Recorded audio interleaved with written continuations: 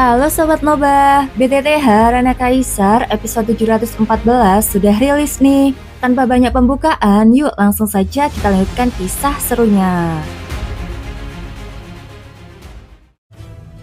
Di episode sebelumnya, Xiaoyan memulihkan seluruh ingatannya tentang Chen Xiaoyan dan menyadari bahwa sosok yang ia temui sebelumnya hanyalah ilusi yang dirancang untuk menjebaknya.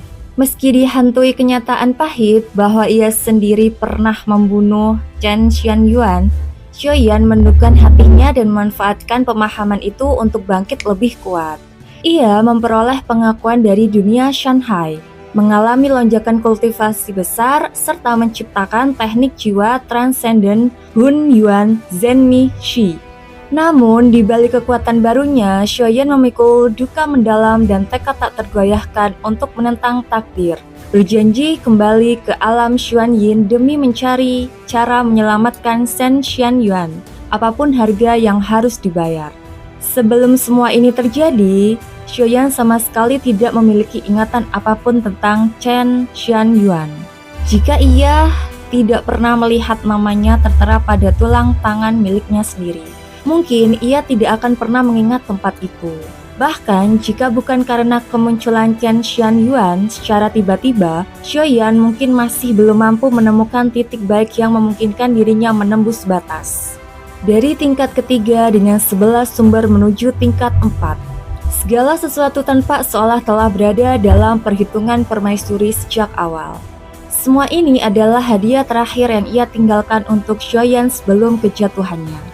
Gejolak emosi di dalam hati Xiaoyan membuatnya sulit untuk benar-benar menenangkan diri dalam waktu singkat. Rasa perih akibat perpisahan sejatinya mungkin akan memudar seiring berjalannya waktu. Namun penyegelan ingatan yang dilakukan oleh permaisuri justru menunda penderitaan itu, hingga akhirnya meledak pada saat ini.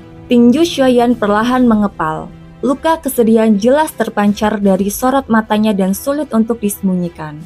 Namun, demikian, jalan hidup tetap harus ia lanjutkan. Jika ia benar-benar ingin menembus koridor keabadian dan merebut kembali Shen Xianyuan yang tersimpan di dalam cincin alam Xuanyin, maka pencapaian di tingkat keempat jelas jauh dari cukup. Ia membutuhkan alam kultivasi yang jauh lebih kuat. Tubuh aslinya pun berdiri.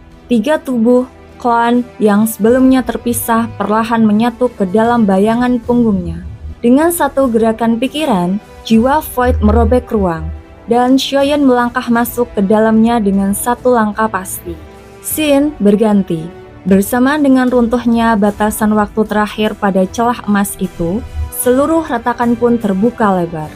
Ia tampak seperti mata seekor raksasa purba yang perlahan terbuka, memancarkan cahaya hitam ungu yang gelap, dalam dan misterius. Seketika itu pula mata Xuan Huang dan yang lainnya memancarkan cahaya keemasan yang menyilaukan. Seolah-olah ada sesuatu di dalam celah tersebut yang memiliki daya tarik luar biasa bagi mereka semua. Raja manusia ikan, Xing Ting, tanpa bergetar dan berniat menjadi yang pertama melangkah masuk. Melihatnya, Xuan Huang mendengus. "Masuklah, kali ini tidak akan ada yang menyelamatkanmu," ucapnya dengan dingin. "Keserakahan memang paling suka membunuh orang tua sepertimu." Meski Xuan Huang berdiri di wilayah Shanghai, Raja Ilusi Mimpi adalah eksistensi kuno dari zaman purba. Ada sedikit catatan mengenai keajaiban yang pernah ia tinggalkan.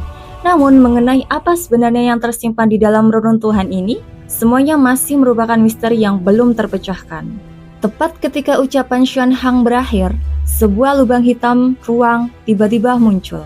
Ia segera menoleh dan melihat beberapa sosok melesat keluar dari dalamnya. Mereka adalah klan manusia ikan bayangan. Namun kali ini pemimpinnya bukan lagi Xuan Zhao. Mereka sama sekali mengabaikan Xuan Huang dan yang lainnya. Melesat secepat kilat membelah air laut dan meninggalkan garis-garis putih panjang, langsung menuju pintu masuk celah ruang tersebut. Melihat hal itu, alis Xuan Huang berkerut.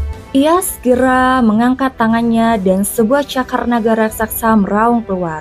Bayangannya menutupi langit dan laut, jelas berniat langsung membunuh kelompok manusia ikan bayangan itu. "Tunggu, saudara Xuan Hang." Sebuah suara tiba-tiba terdengar dan menghentikan serangan itu.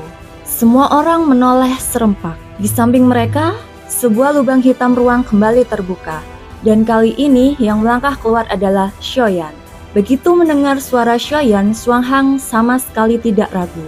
Ia langsung melambaikan tangannya, dan bayangan cakar naga itu pun menghilang tanpa jejak. Mereka sudah lebih dulu masuk, saudara Xiaoyan, kata Xuanhuang.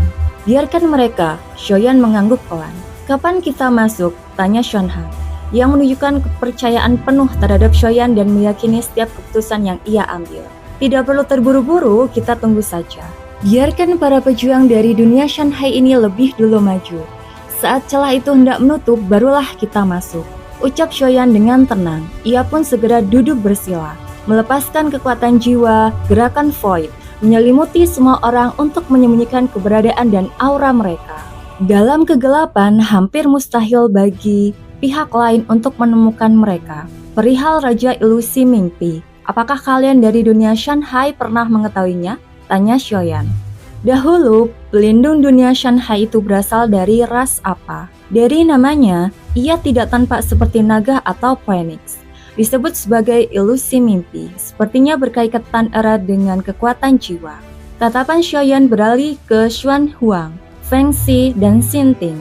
Bagaimanapun, ini adalah sejarah dunia Shanhai, dan hanya mereka yang mungkin mengetahui jawabannya. Jika membicarakan ras, sepertinya tidak ada catatan yang jelas, ucap Fengxi perlahan. Xinting, apakah kau mengetahui sesuatu? Jika ingin masuk, jangan menyembunyikan apapun, desak Xuanhang. Ia merasa Raja Manusia Ikan itu menyembunyikan sesuatu. Menyembunyikan apa? Orang tua ini benar-benar tidak tahu apa-apa, kata Xinting sambil merentangkan kedua tangannya tanpa polos. Kalau begitu, kau tak perlu ikut ke dalam harta rahasia ini. Membawamu hanya akan jadi beban. Xuanhang mendengus. Nada bicaranya jelas menunjukkan bahwa ia cukup mengenal Xinting. Dari raut wajah dan gaya bicaranya, tanpa bahwa berbohong sudah menjadi kebiasaan lama baginya. Jangan begitu, aku benar-benar tidak tahu. Xinting tertawa kering. Bahkan Raja Naga Xuanhuang pun tidak tahu. Bagaimana mungkin ras kecil seperti kami mengetahui hal itu? Kita ini sahabat bukan? Bawalah aku.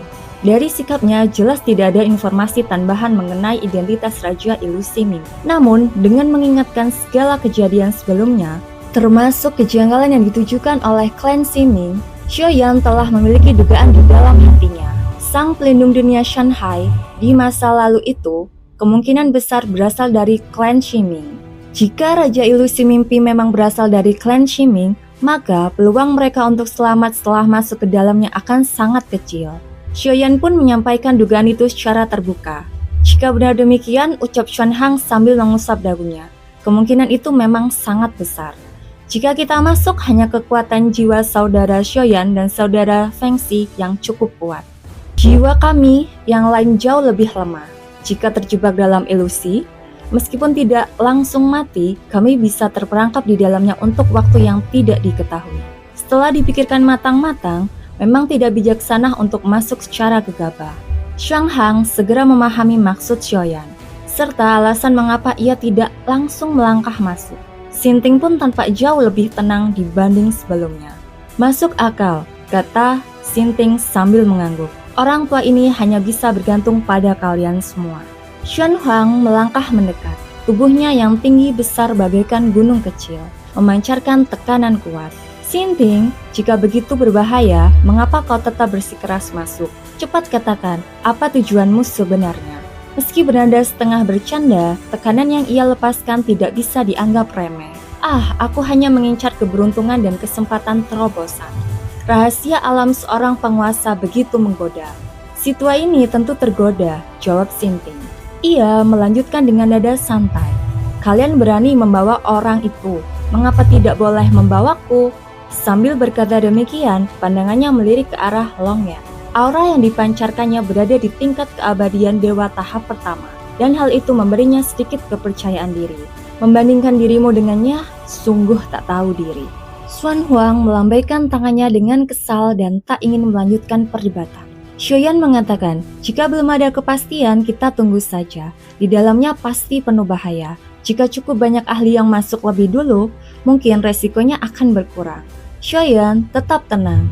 Ia menyadari bahwa harta rahasia ini sama sekali tidak sederhana. Yang ia pikirkan bukan hanya klan Siming, bahkan mungkin juga topeng 4 mata Simau. Segala sesuatu tanpa tidak berkaitan di permukaan.